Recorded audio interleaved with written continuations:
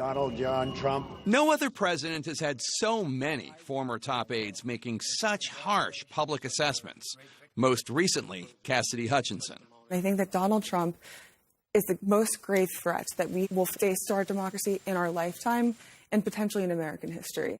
She joins a growing chorus. I think he's unfit for office. He will always put his own interests and gratifying his own ego ahead of everything else. Thank you. And today, Trump's longest-serving former chief of staff, John Kelly, is chiming in with his harshest criticism yet.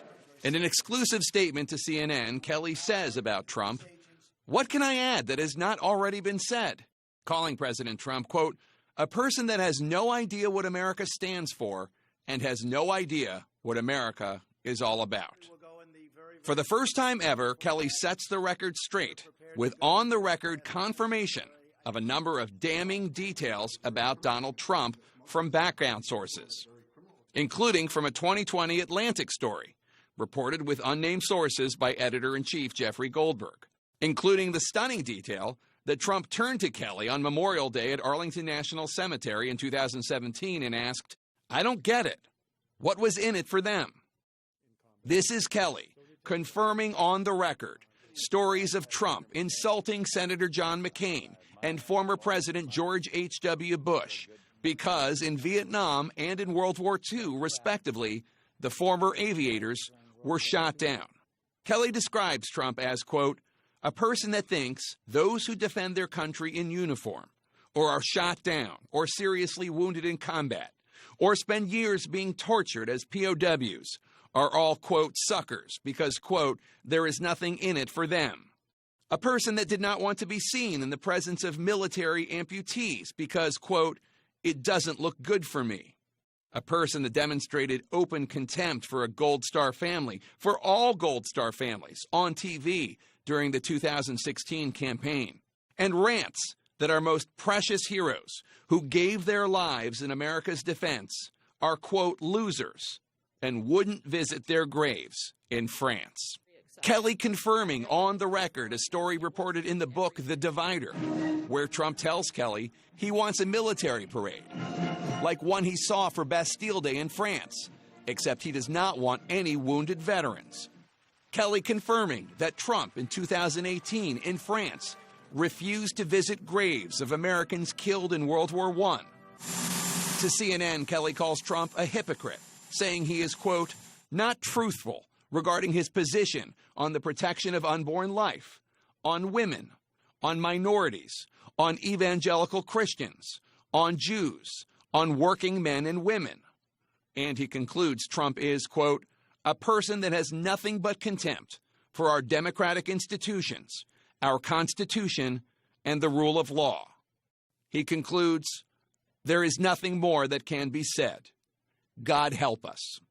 He's doing a great job as Chief of Staff. A stunning repudiation by a man who worked side by side with Trump longer than any other of Trump's many chiefs of staff. Kelly also criticized Trump for saying that former Joint Chiefs of Staff Chairman General Mark Milley should be executed. In a departure speech on Friday, Milley responded, "We don't take an oath to a king or a queen or to a tyrant or a dictator, and we don't take an oath to a wannabe dictator." Some of the people who know Donald Trump the best now warning of the threat they think he poses if elected in November 2024. Now, CNN reached out to the Trump campaign Monday afternoon, telling officials at the campaign that a former administration official had confirmed on the record a number of the details about the 2020 Atlantic magazine story. We did not name John Kelly, but we wanted to seek comment about the substance of that story. The Trump campaign responded with a statement insulting the character and credibility of retired Joint Chiefs of Staff Chairman General Mark Milley, who had nothing to do with the story. The Trump campaign also issued a statement insulting me, saying I should, quote, stop peddling fake news from shady sources, unquote, which would be relevant, except the news is quite real and the source is quite impeccable. I'd like to bring in someone who worked alongside John Kelly, former U.S. National Security Advisor John Bolton. John, thanks for joining us. So for the first time, John Kelly, who's been very reluctant to do this on the record, but here he is confirming several stories that really offended him greatly, especially ones that had to do with his attitude towards veterans, wounded soldiers, killed soldiers. Trump at Arlington Cemetery in 2017, standing among the graves of American soldiers who died in Afghanistan and Iraq and saying, I don't get it, what was in it for them? Trump calling Americans who died in World War I losers, not refusing to visit the cemeteries of World War I soldiers. Trump not wanting wounded veterans in a military parade because it would, quote, not be a good look for him. Did you hear any of these comments or anything like it? And do you have any reason to doubt John Kelly, knowing him as you do? Well, first, I have no reason whatever to doubt what John said. I think he was saying exactly what he heard from Trump. Some of those things he had told me, some occurred before I arrived at the White House.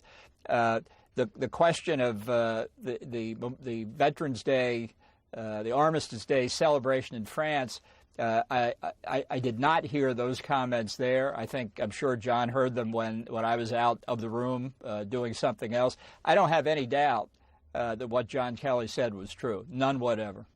Kelly's comments also square with the reporting from The Atlantic, a more recent story by Jeff Goldberg, a profile of General Milley, that Trump didn't react well to seeing a severely wounded Army captain who was singing God Bless America at an event. In this more recent story by Goldberg, the profile of Milley, Trump said to Milley, why do you bring people like that here? No one wants to see that, the wounded, unquote. I have to say, on a personal level, as somebody who tries to do a lot of work to help our wounded soldiers, I don't even understand this point of view. These are our bravest of the brave, and this man was commander-in-chief and wants to be commander-in-chief again, and he doesn't want to see wounded soldiers?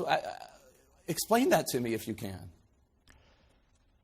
Well, I can tell you what John Kelly once told me about the visit to Walter Reed that occurred before I arrived, when most people, when they see service members who have been grievously wounded, are affected by it, or stunned by the devotion to duty, the patriotism, the dedication of those who have sacrificed so much and endured such brutal wounds.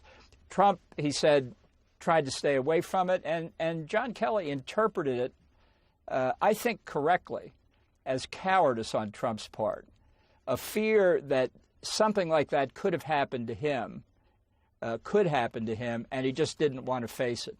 I'm not a shrink. I don't make shrink diagnoses. But I think the cowardism analysis is correct.